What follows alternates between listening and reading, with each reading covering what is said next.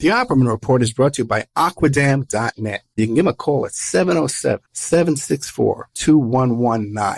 A flooded home is never easy to deal with. You're left with the mess to clean up, the insurance companies to deal with, and not to mention all the memories, the precious memories that are lost in the flood. You can never replace those. And Aquadam can be a tool in your arsenal to protect your home and property from the floodwaters. The cofferdam is filled with water to control water and is reusable as long as it's taken care of. It can protect your home or business from rising floodwaters like a dam, but without the beavers. It can also be used in construction. If you need an area to be dewatered, an Aquadam can do the job. An Aquadam was used at SeaWorld in Orlando for the Mako roller coaster ride during the coaster's construction by dewatering the work area. An Aquadam is now dewatering the work area at San Antonio SeaWorld for their newest roller coaster ride. An Aquadam has been used in many construction projects all around the U.S. and all around the world. Now give Aquadam a call, 707-764-2119. You can look them up online at aquadam.net. You can find them on Facebook at Aquadam Inc. You call them up, you email them, you tell them Ed Opperman sent you, and they're going to take 10% off the price. Aquadam.net, 707-764-2119.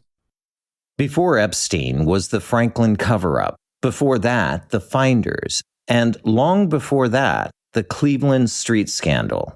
Pedogate Primer is a concise intro and overview of a growing child abuse epidemic worldwide. It features shocking instances of institutionalized and organizational pedophilia throughout history. Churches, cults, the world of arts and entertainment, the government, NGOs, charities, and major corporations are all complicit or culprits in many instances. Pedogate Primer delves into material that for many may seem like the stuff of conspiracy theories.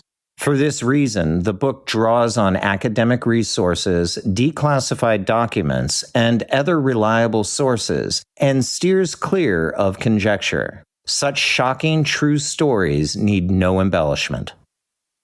If you find yourself in need of legal representation, it can be a very stressful time in your life. In my career, I have dealt with thousands of lawyers, I've dealt with thousands of law firms, and I can confidently recommend to you Keith M. Davidson at kmdlaw.com. Available 24 hours, 7 days a week. Just log into kmdlaw.com. That's kmdlaw.com. Or you can call toll-free 833-4KMD-LAW. That's 833-4KMD-LAW. Personal injury, wrongful death, STDs, sexual assault, car accidents. They handle it all efficiently and professionally. It doesn't matter how imposing the opposition may be, because the team at kmdlaw.com are battle-tested and fierce. They will not stop until justice prevails. Go to kmdlaw.com or call toll-free 833-4KMD-LAW. If you're in for the fight of your life, stop screwing around and contact KMD Law. It's the Opperman Report. Join digital forensic investigator and PI Ed Opperman for an in-depth discussion of conspiracy theories, strategy of New World Order resistance, high-profile court cases in the news, and interviews with expert guests and authors on these topics and more. It's the Opperman Report. And now, here is investigator Ed Opperman. Okay, welcome to the Opperman Report. I'm your host, Private Investigator Ed Opperman.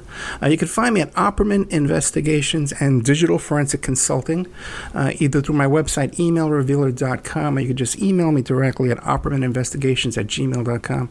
If you like our show, check out our Patreon. We put up 8 hours of brand new content each month on Patreon, but there's a lot of free stuff too. I put up a lot of free content on there. If you just check it out, we just put up the Lauren Boebert's criminal record up there. She's a House Representative, is a member in Colorado, and we dug up her criminal record. We put up there for you. And also, too, you can go to our Spreaker channel, SPREAKER.com, Spreaker, and that's where we have our free content. All the archives are up there for free. You can sign up for free. You get an email notification anytime I put up new content. I do a live show on there every Friday night, 8 p.m. Eastern Time. And there's a chat room where you can communicate with other listeners at Spreaker.com. Our guest today is Gordon Woods. He's coming to us from Scotland. And he's written a book called Being Put Through the Hoops. And you can get that on his website, beingputthroughthehoops.co.uk. Now, you can go there and pre-order and without any money or anything. You just go there and send him a notice that you want to order the book. He'll put you on a list. There's some litigation going on, so you can't deliver the book yet until the litigation is completed. But get yourself on the list there, beingputthroughthehoops.co.uk. Mr. Gordon Woods, are you there? Hello, how are you? I'm very good. Thank you so much for joining us. I know it's a difficult topic to talk about. And I know that even before the show, I like to book these kind of shows real quick and say, hey, let's do it the next day.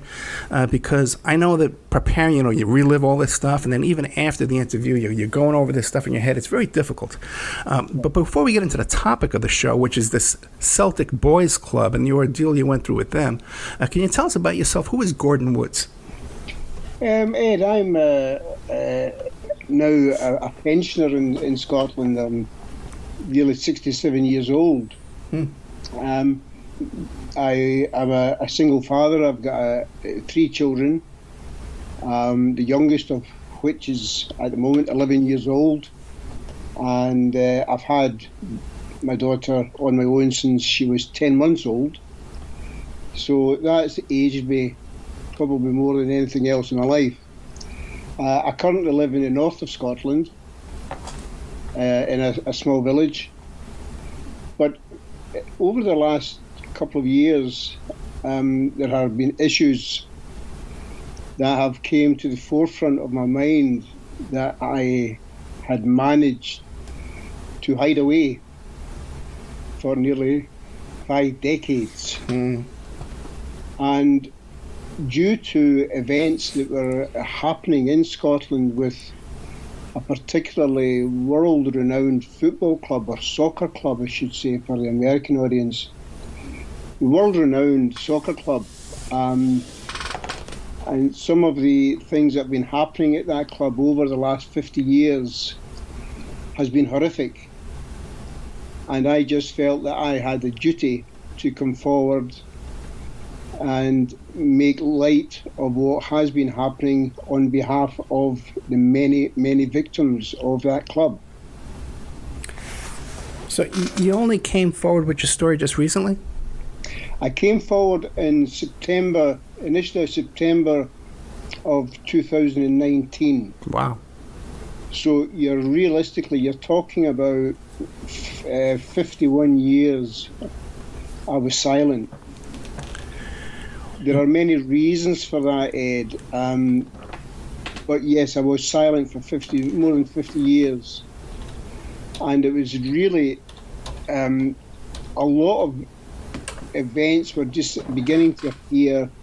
Several of the officials who were responsible for the children at the club at the time were appearing in court.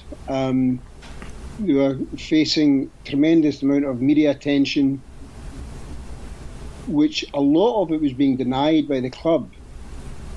And I felt that I had some of the evidence that was required to put this to bed once and for all, and to get the victims the apology that they've been asking for decades. So let me see if I have this clear. There was some other litigation going on, and that's what inspired you to come forward too. Yes, there's been the first set of litigation, I believe, was in 1998, when the first of many, should I say, the first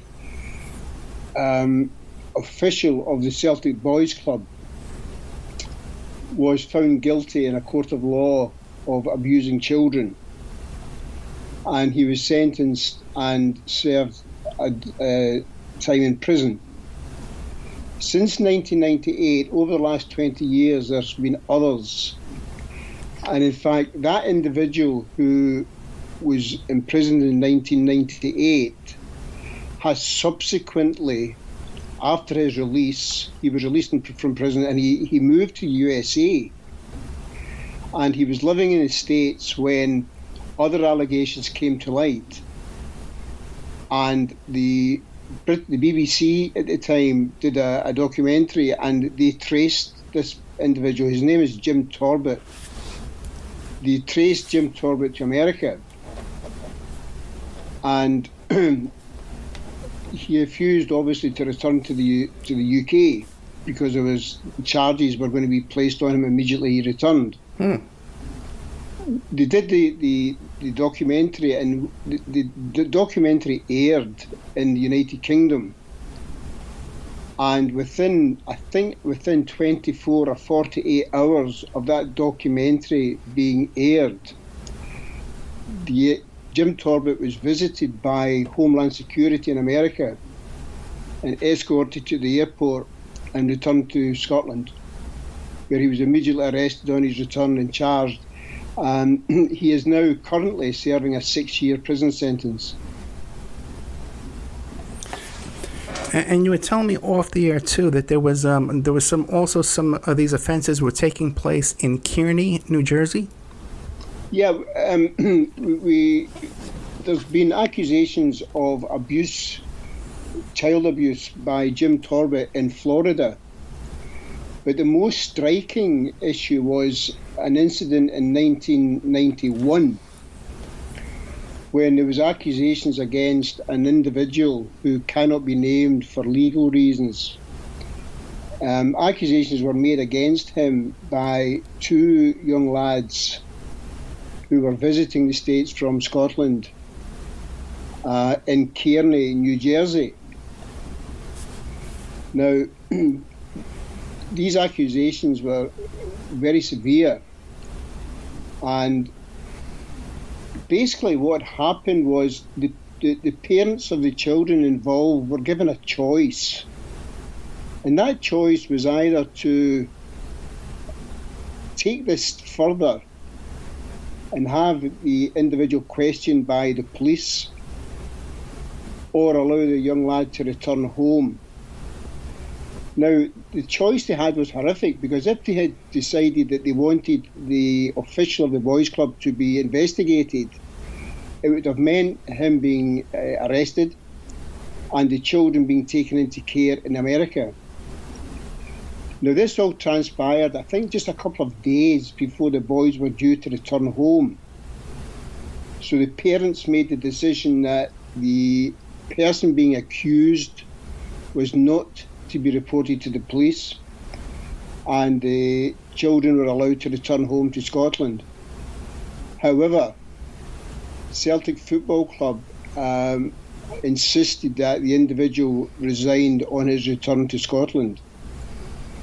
Now, there was a meeting that was held in Boston Airport between 4 Celtic officials, Jim McNally, Bill Gilfillan, John Gallagher and Willie Houghton, and they had put this scenario to the boys' parents. They also tried to contact one of the Celtic Football Club directors, Jack McGinn. He was not available, so the decision was made by Sean McMullen and Bob Crelly to let the boys return home, and the individual who was being accused was returned to Scotland without charge. It was horrific. It was an atrocious position for the children to be put in, and their parents, of course. And let me ask you a question, though. Who was it that was threatening to put these children into foster care? Was it the local Kearney Police Department? Yes, I believe it was. It was a case of if the charges had been placed, and there was an accusation of child abuse. The records are showing that this individual would have been arrested by the police in America, and the children, whose parents were not there, of course, their parents were back in Scotland, and the only adult with any responsibility for them in America would have been the accused. Gotcha. Okay. So they would have been taken into care by the American authorities. How long that would have lasted for, no one knows, because it didn't transpire. But it could have been days, it could have been weeks, it could have been months. And of course, the boys' parents didn't want that. They just wanted their children home. Now, the Celtic Boys Club, how many people within the Celtic boys clubs are guilty of these activities? At the moment, there have been 6 convictions. Now, bearing in mind that a lot of this information has only come to light fairly recently, and although the abuse happened decades ago, it's only now that more and more people are coming forward. And up until now, there have been 6 convictions. There are investigations ongoing at the moment. They're live investigations. As far as I'm aware, there was a person involved with the Celtic setup who some time ago gave a list of names to the police for investigation. This individual was accusing 14 different people involved with Celtic or Celtic Boys Club that he was accusing of paedophilia. Now, the children could have been Celtic had boys teams for 10 years of age and over, so anything probably between 10 and 16 years of age, children were being abused. Now, the police were given a list of 14 names. Now, if you're talking about 14 people, that's not unlucky. That doesn't happen at one club, that 14 paedophiles are involved with one club. That's systematic. That's a paedophile ring operating within who were at that time probably one of the most famous soccer clubs in the world. They weren't unlucky. They knew this was going on. Is there any evidence that the officials, the people at the head of this Celtic Boys Club were aware of this and were helping to cover it up? Obviously that's being looked at the moment, and there are cases.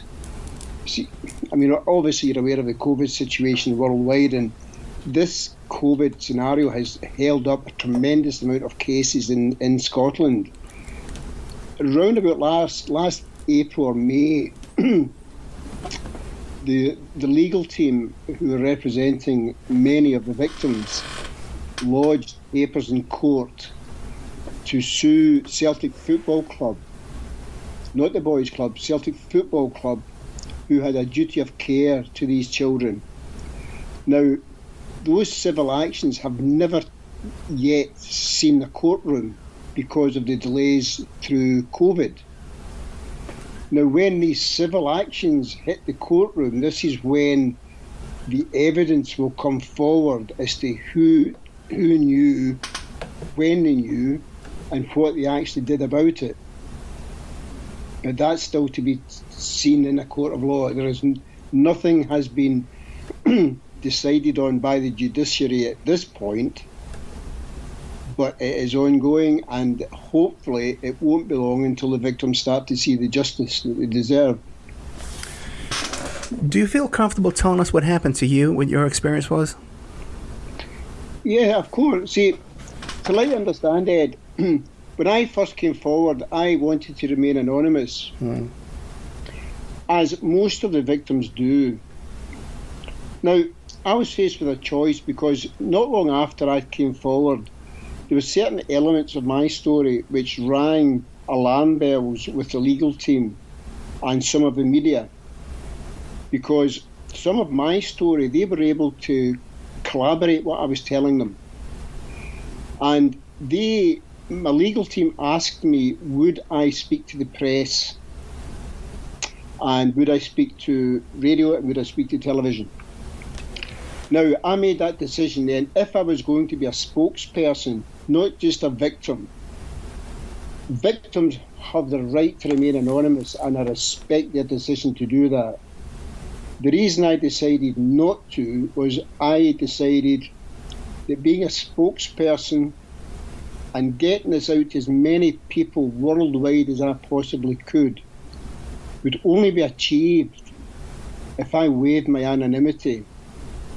Because I'm asking millions of people to look into my eyes and listen to what I'm saying and appreciate that I'm telling the truth.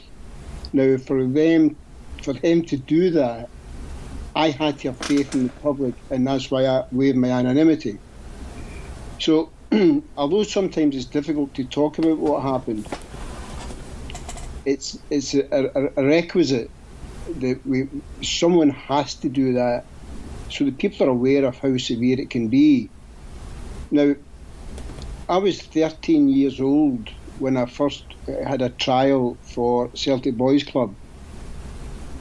And as I've said on other occasions, I was deemed unsuccessful on the night because it's just a case of I wasn't good enough to be entered into the boys' club. I wasn't a good enough footballer, soccer player. However, within a short period of time after being rejected, I was approached by an individual who said to me, "Don't worry about that, Gordon. Come back to training next week." Now, that person who invited me back to training was the person who, within a very short period of time of that, started to sexually abuse me. My own abuse went from heavy petting, touching, and it escalated over a period of a year where it was getting to a point where it was attempted rape. Now, as I've said, in fact, very recently, that my experience was 50 years ago. And although it's a very strange way to put it, I feel that I was lucky that when I was abused by the paedophiles at the soccer club, they hadn't at that time got the confidence that they needed to take things further and to an even greater degree of depravity. And the abuse I suffered was nowhere near on the level that many children abused in the later stages of the abuse, because my God, it went on for 30 or 40 years. In fact, one of the individuals that we're talking about, the individual who abused me, was actually thrown out the boys' club by the then manager, Jock Stein, very famous soccer manager in Europe. Jock Stein threw Jim Torbett out the boys' club because of rumours that he was abusing the boys. Now, Jock Stein left Celtic 3 or 4 years after that, and unbelievably, Celtic Boys Club brought that paedophile back into the club. Wow. And he went on then, after that, he went on for 2 more decades to abuse dozens and dozens of children. It's absolutely horrific when, and this is not an accusation, by the way, this is common knowledge, that Jim Torbett was thrown out the club and by Jock Stein. Jock Stein left Celtic to manage the Scottish national team, and a short time after that, Jim Torbett was invited back to the boys' club. So this gentleman that was running things, Jock Stein, you called him? Jock Stein, yes. Yeah, so I guess he wasn't going to put up with that, but then after he left, everything was wide open again, right? Yes, yeah. I mean, to let you understand the scenario with Jim Torbett, when in 1967, Celtic had just won, at that time, the most coveted prize in European soccer. It was a European Cup. No British team had ever won it. And Celtic were the first British team to win this trophy. Now, at that same time, we have this scenario where a young lad of 21 years of age, i.e. Jim Torbett, who had no soccer management experience, He never played soccer. He was asked by Jock Stein and Sir Bob Kelly to start a boys' club. Now, I don't think for 1 minute, this club at the time was one of the most, they just won the European Cup. They were one of the most famous clubs in the world. And yet, here was them offering to start a boys' club to an individual with no football experience whatsoever.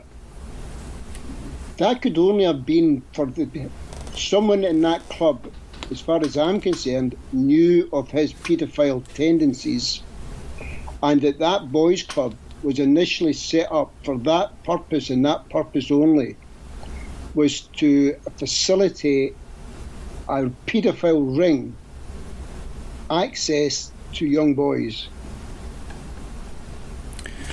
And that sounds legit. That sounds like a good theory. But my question is that being brought up in the court today? Is that being addressed? Yes, of course it Good. is, yeah. You see, there's another scenario here where, I did an interview, and unfortunately the Scottish media and the Scottish governments, and not just the current Scottish governments, because the Scottish government is currently the Scottish National Party. But this goes back many decades, so the Labour Party are also involved in this as well, where for decades governments have turned a blind eye. They don't want to investigate it. Media don't want to report on it. Now, why that is, I don't have an answer to. I can only assume that there's some kind of involvement there where the politicians in the judiciary don't want this to come out in the open because they're doing as much as they possibly can to hide it. Now, this can't be allowed to go on, and hopefully now that the court cases have started, because there's been court cases in the past with individuals for charges of paedophilia. There has never been a court case as yet in Scotland as to who was responsible, who enabled it, when did they know about it, what did they do to stop it, or what did they do to encourage it. That's going to be found out in the courts of law, hopefully very, very soon. Is the BBC covering the story otherwise besides the interview with you that was squashed? Very little. You see, with the BBC interview I did, the BBC did an interview with an ex-professional soccer player in Scotland.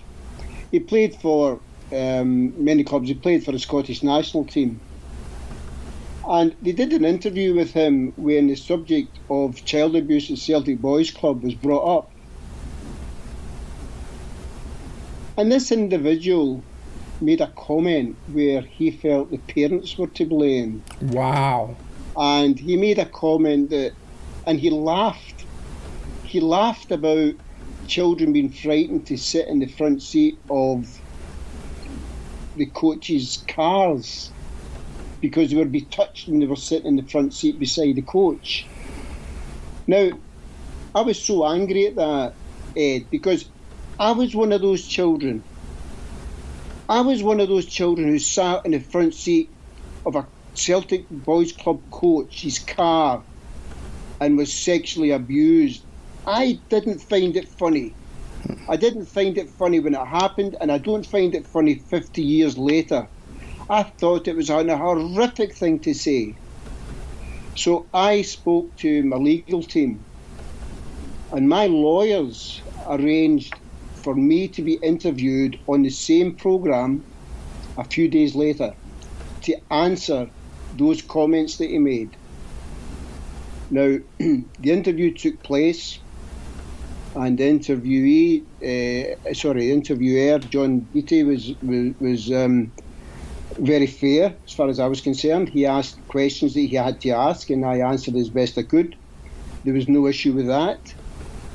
And John then called me and said, look, it'll go out within a day or two. And then it'll go out next week. And then, we're just making a few adjustments. It'll be probably next week before it's out, Gordon. And then suddenly I got a call from him to say it wasn't being aired. The hierarchy at the BBC, British Broadcasting Corporation, had decided not to air my response. Now, you've got to remember that BBC have a history of covering up paedophilia, and the most serious of that was when the BBC for decades hid the fact that Jimmy Savile was working with BBC and involved in paedophilia for decades. And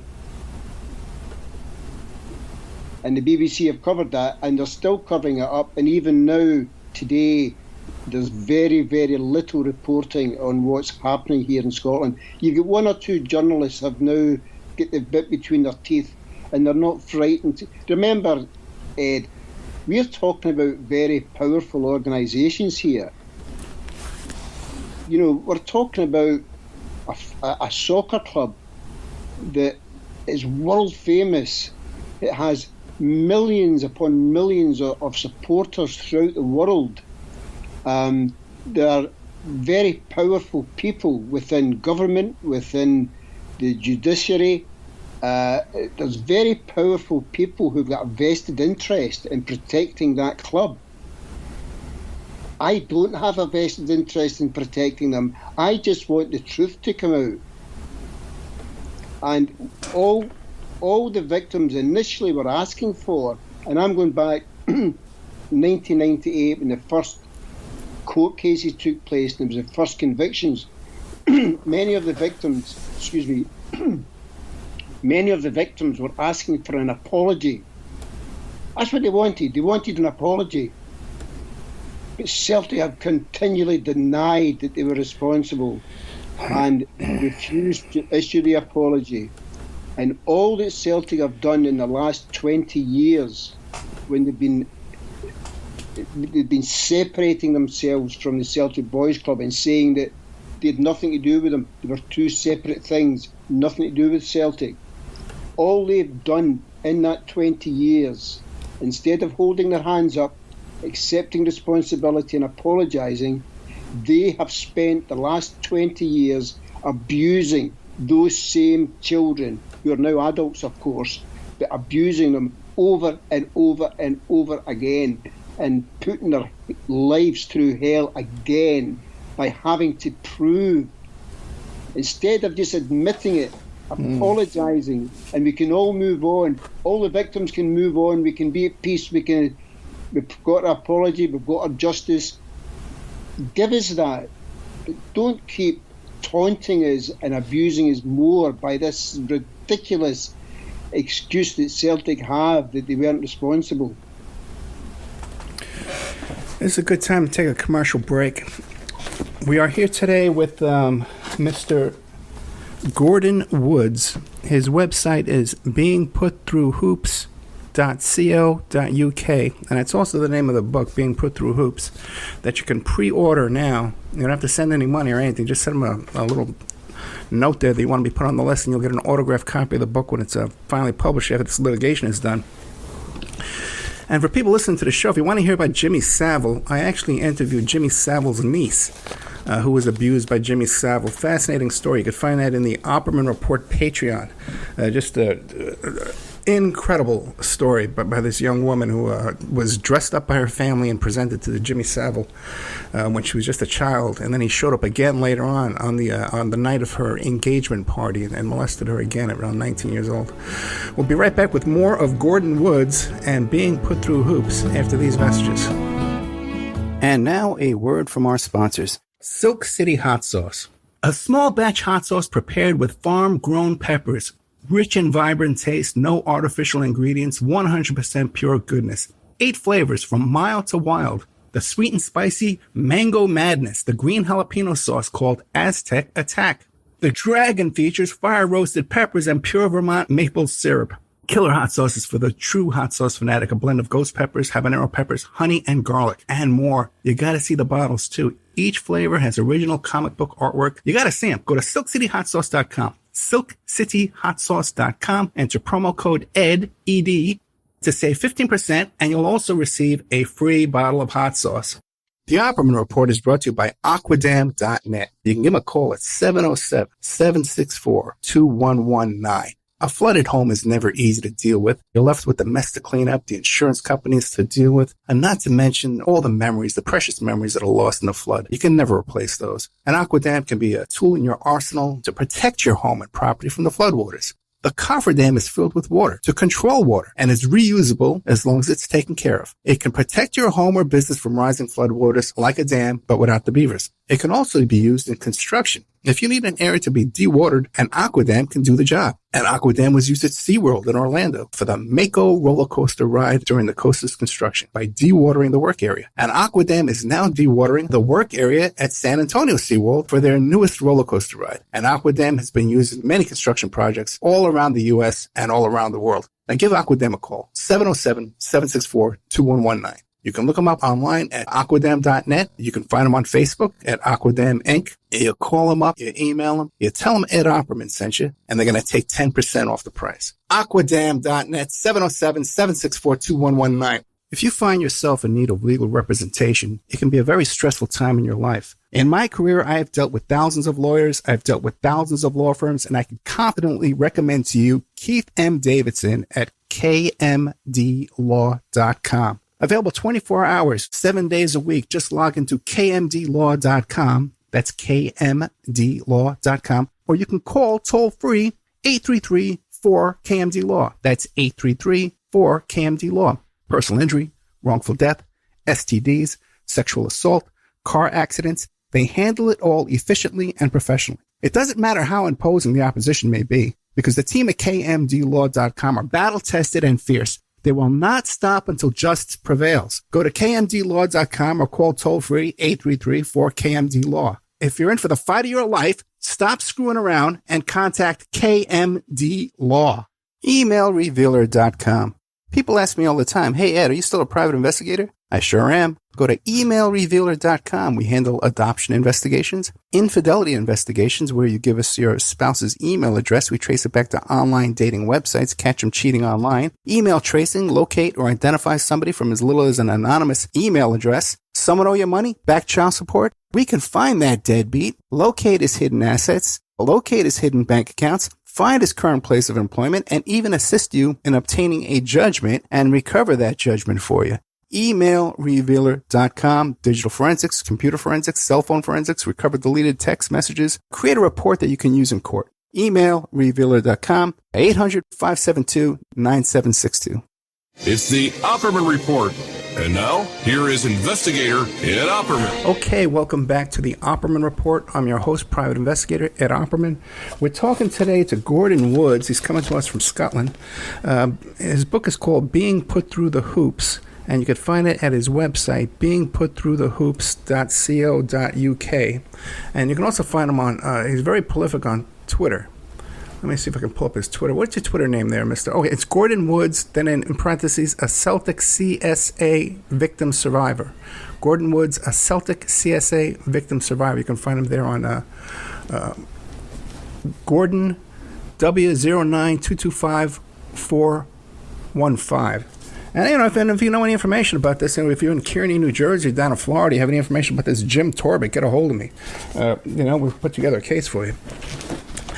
Mr. Woods, now, when you were going through this ordeal as a young lad there on the soccer team, were you aware of any other boys that were also being abused? Not at the time, Ed. I didn't, and it was only, when I was, I was thrown out of Celtic Boys Club by Jim Torbett. Now that itself is another story, because when I was thrown out of Celtic Boys Club. I was given no reason. Jim Torbett just told me, don't come back to the club. And the night he told me that, I was sitting in the back of his car, and in the front seat of his car was another young lad. I can't mention his name because he has asked me not to. I have spoken to him recently, and he was sitting in the front seat. So Jim Torbett told me to get out of the car, not to come back to Celtic Boys Club, and that was it. Wow. I then realised, I found out 30 years later, I found out in 1998 that young lad who was sitting in Jim Torbett's seat that night when I was told not to come back was Jim Torbett's next victim. And that individual was one of the young lads who was responsible for Torbett's conviction in 1998. Now, I didn't know about that until the court cases. When the first court case turned up and Jim Torbett was jailed for, I think it was 2 years ago, and this name was in the newspaper, I thought, that's the guy who was in the seat the night Jim Torbett threw me out. So it appears that Jim Torbett had already arranged my replacement to abuse before he got rid of me. Now, that's how systematic it was. Now, the only reason I found that out was because my mother was dying of cancer. And I for many years had because what happened when I first left Celtic Boys Club, I ran away from home, Ed. And I was away for a tremendous amount of time. In fact, I ended up as a 16-year-old in Santa Monica in California. And I ran away from home. I was away for nearly just over a year, I think, and I was all over Europe, America, Canada. I visited Mexico. But I was eventually caught in Santa Monica and returned to my parents. Now, after that happened, my family relationship fell apart completely, and it was many years past where I had no contact with siblings, which I had 5 siblings. I had very little contact with them, very little contact with my mother and my father, and that was what my life had become due to the abuse. However, this particular time, my mother was dying of cancer, and I received a call from a friend who said, look, your mum's ill. So I hadn't seen my mother at this point for, I think it was nearly 8 years. I hadn't seen my mother. And I visited her home. She'd divorced from my father at this point, and I visited her home just outside Colchester in England. And a few days before she died, she brought up the issue that Jim Torbett had been in the papers there because of this child abuse. And she asked me if Jim Torbett had ever touched me or hurt me, and I said, no, Mum, he hadn't. Ed, my mother was very ill, and there was no way that I wanted to start discussing this with her. I was going to inflict this guilt on my mother at that stage in her life. Something that I'd kept quiet about for 30 years at that point. I wasn't going to start discussing it with my mother then.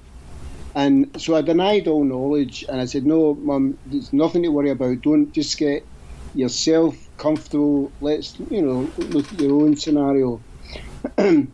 She then turned to me, Ed, and she says, Gordon, your dad and I found a letter that you had written to you had written to Jim Torbett.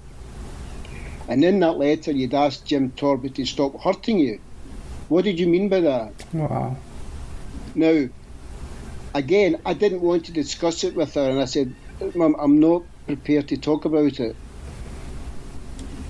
That was the first time. Now, what my mother then said was that my father, and this was in 1968, remember, this was before hundreds of other children were abused. My father had sent the letter that I had written to Jock Stein in Celtic Football Club with a covering letter from him. Now, it's my belief that Jock Stein got the letter, approached Torbett and said, get something done about this, and what the answer to Celtic Football Club was to keep the abuser, keep the paedophile, but get rid of the child that had been abused, to shut him up. Now, at that point, as my mother told me that was the first time, Ed, in 30 years that it penetrated with me that I wasn't the only one that was abused. There was other children abused. But for 30 years, I'd been working on the assumption that I was the only one. And then it suddenly became obvious that there was dozens. Now, this poses a very awkward scenario for a victim, because people say, why do victims stay silent for so long? Let me give you one indication of that. When I stayed silent for that 30 years, it suddenly there was a realization to me that because of my silence, many other children were abused. Perhaps if I hadn't remained silent, perhaps if I had shouted from the rooftops about the abuse, I could have saved all those children from being abused. So there's an element then of guilt attaches to the victim. That it's the victim's fault. It's my fault that 50 or 60 or 100 children were abused, because if I'd spoken up, I could have saved those children. Now, that's something that we live with as victims. So we continue to stay quiet because we've got that. Not only were we abused as children, which has its own horrors, of course, but then we were saying, I could have helped those kids. So there's a guilt attaches to it. But what about, weren't there adults around you, teachers and doctors and older brothers and sisters who might have noticed something going on with you? No, because you see, they didn't know. I did. I had 3 elder brothers. Now, you'll read from, once the book's released, there's the start of the book is about my relationship with my family before I went to Celtic Boys Club. And part of that was I had no relationship with my 3 elder brothers. I had 3 elder brothers who formed this little gang in the house, and I was there. They bullied me constantly. So that they're certainly somebody I would never have approached them. But no, I didn't. What the only thing that was questioned was for 3 or 4 years prior to the abuse starting, I was always in the top 5 or the top 6 in my class in school. I was doing very, very well at school, and it was my ambition at that point. I wanted to be a pilot with the RAF or a veterinary surgeon. That was what was in the back of my mind at all points in time. Now, once the abuse started, I went from top 5, and this was within a year, by the way. I went from top 5 to the bottom 5. I failed every single exam I sat, and that was questioned. But there's a fear that, you see, the paedophiles put a fear in you. They've got this control of you, and this is where people don't realise. And as I said in a recent interview, the very first thing that Jim Torbett said to me, the very first time I was abused, when he finished, he said to me, Gordon, I won't tell your mum and dad what you've done. Now that's the paedophile putting the blame on me, saying that I did that. It was me that was a bad one.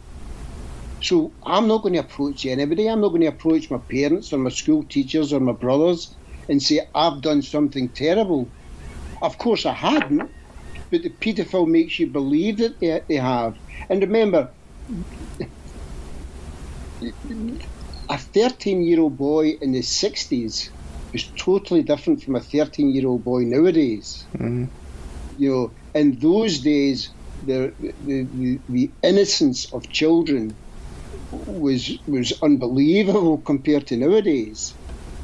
But this is what we were up against. You're you didn't have somebody you could go to, especially when you're being made out to be the bad one.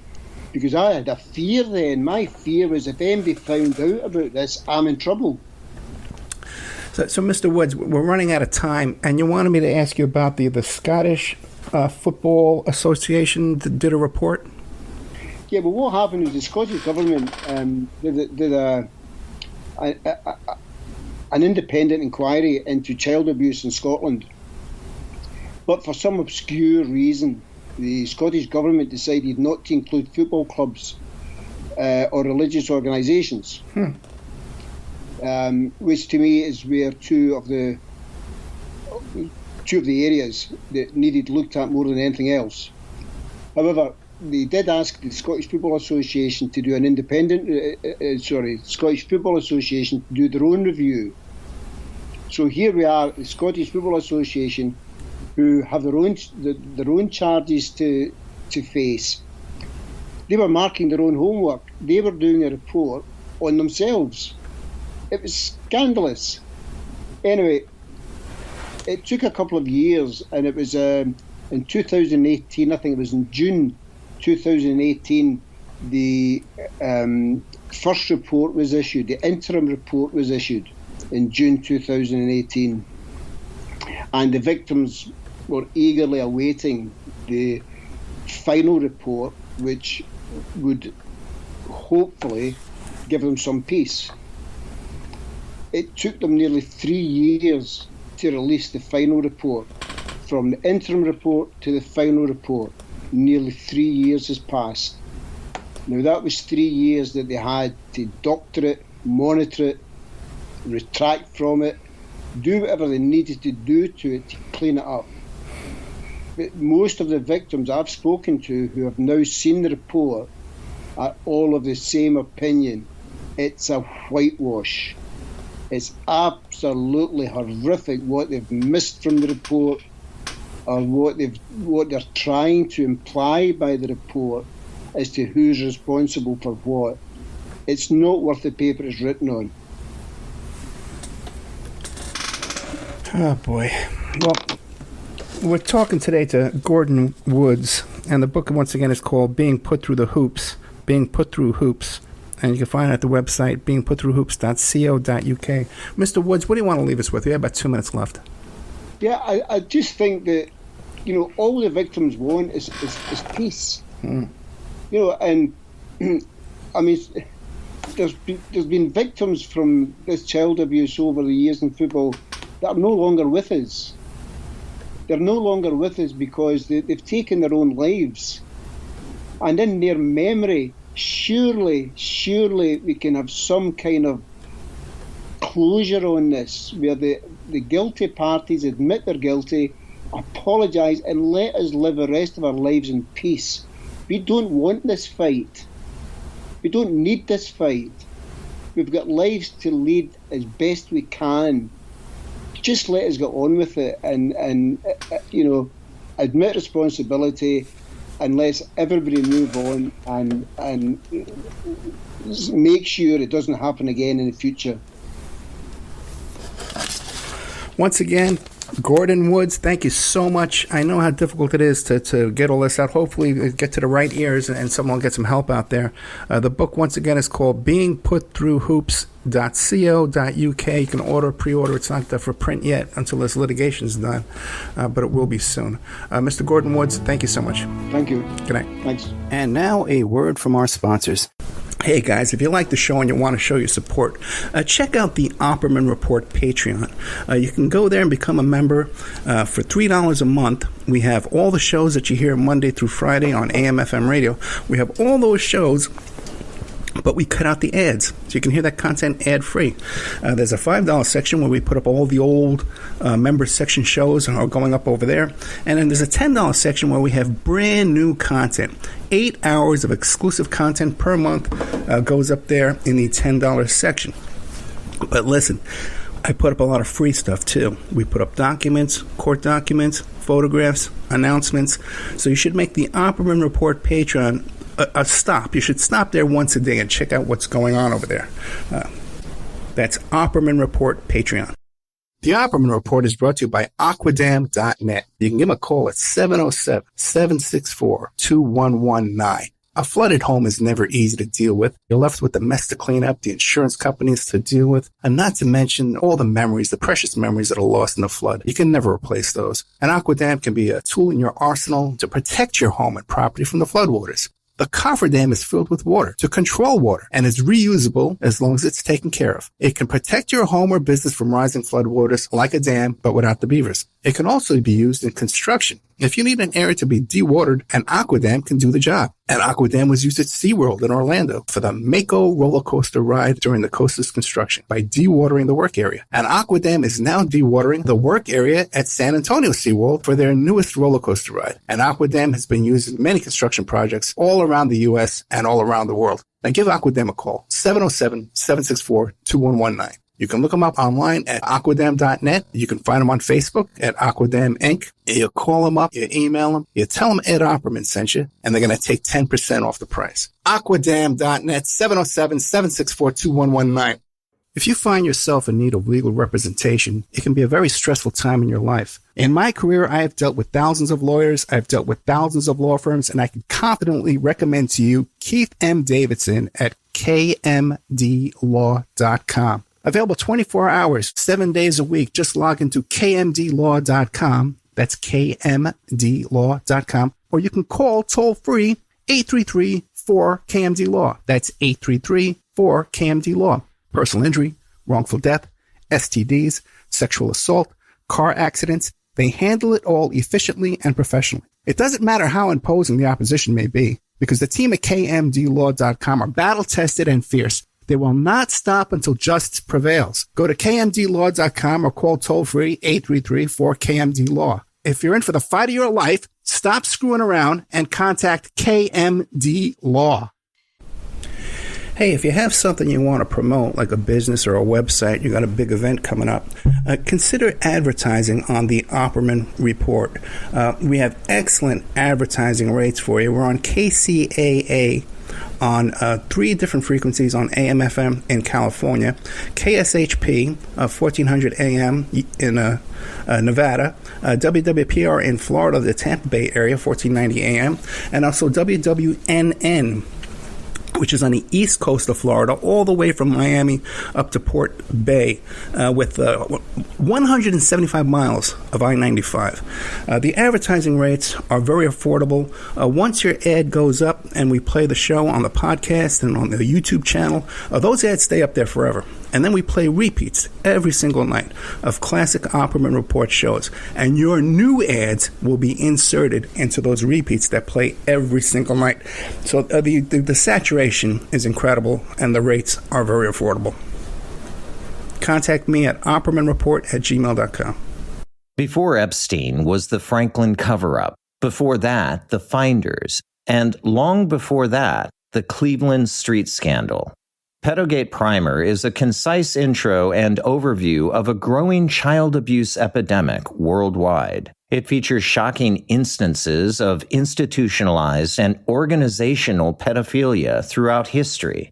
Churches, cults, the world of arts and entertainment, the government, NGOs, charities, and major corporations are all complicit or culprits in many instances. Pedogate Primer delves into material that for many may seem like the stuff of conspiracy theories.